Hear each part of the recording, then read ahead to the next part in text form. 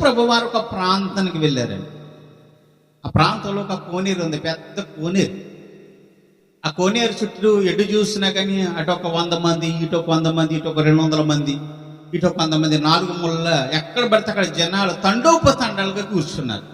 వారందరూ ఆశగా ఎటు తట్టు చూస్తున్నారంటే కోనేరు తట్టు చూస్తున్నారు. కోనేటిలో నీరేమైనా కదులుతుందా లేదా అని. అదేంటి, కోనేరులో నీరు కదిలితే వాళ్ళకి లాభం ఏంటంటే అప్పుడప్పుడు కూడా పరిపాటిగా దేవదూతలు వచ్చి ఆ కోనేటి నీటిని కదుపుతాయి.